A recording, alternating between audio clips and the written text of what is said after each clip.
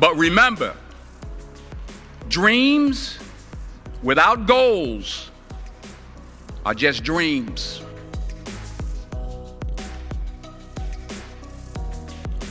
I found that nothing in life is worthwhile unless you take risks. Nothing. Nelson Mandela said, "There is no passion to be found playing small and settling for a life that's less than the one you're capable of living." Now, I'm sure in your experiences in school and applying to college and picking your major and deciding what you want to do with life, I'm sure people have told you to make sure you have something to fall back on. Make sure you got something to fall back on, honey. But I never understood that concept, having something to fall back on. If I'm going to fall, I don't want to fall back on anything except my faith. I want to fall forward. I figure at least this way I'll see what I'm going to hit. Fall forward. This is what I mean. Reggie Jackson struck out 2,600 times in his career, the most in the history of baseball. But you don't hear about the strikeouts. People remember the home runs. Fall forward. Thomas Edison conducted 1,000 failed experiments. Did you know that? I didn't know that. Because the 1,001st was the light bulb. Fall forward. Every failed experiment is one step closer to success.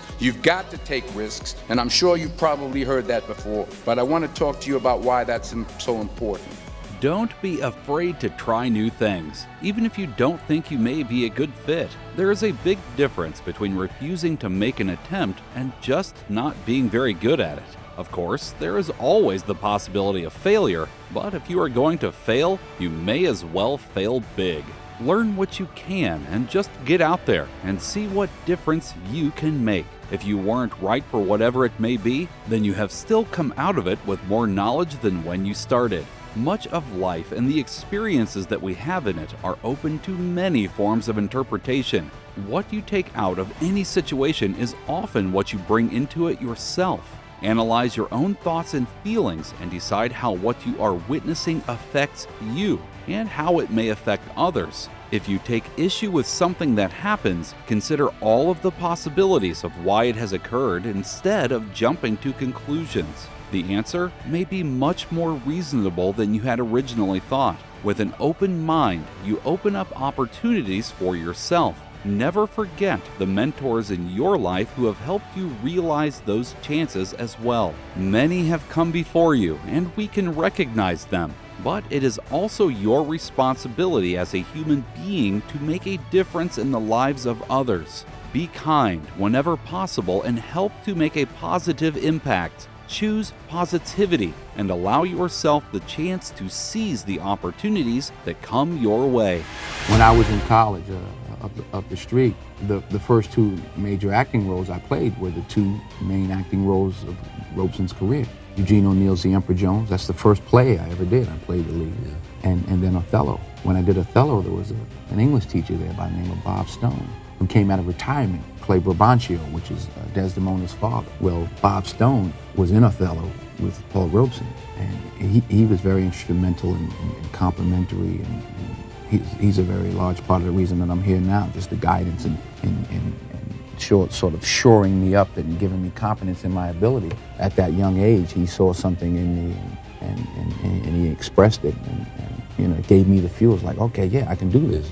The training that I had, that's the way we were trained. To play any part, there's no such thing as you can't play a part. You may not be right for a particular part, but I don't think there's a part I can't attempt to play. I could at least analyze and try to break down and put a performance together. It may not be any good, but I was taught, one of the things that I was taught that sticks in my mind was a gentleman by the name of Bill Ball, who was the artistic director of the American Conservatory Theater in San Francisco. And he always talked about failing big. So if you're gonna fail, fail big. And I'm like, I like that. I'm not a fall back mentality kind of person. People would say, well, better have another career to fall back on. I'm like, I don't want to fall back on anything. If I fall, I want to fall forward. I never understood that mentality. I didn't either. I never understood it. I'm like, I'm going that way. I had a real momentum going from college on through all these roles and plays that I just mentioned, right up until doing Carbon Copy in 1980, 81, and I didn't get any work for about 6 months.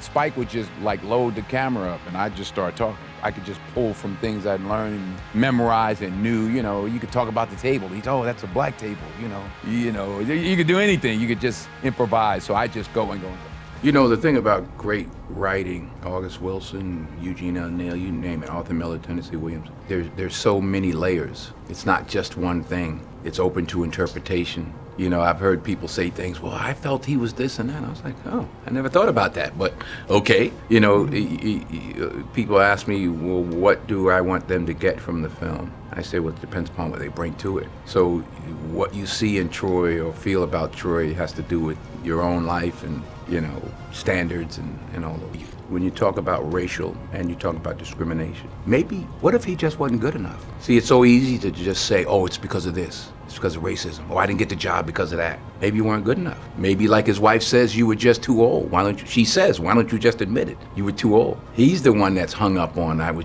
you know. Thank you for watching. If you enjoyed this video, be sure to like, comment, share, and subscribe for more content.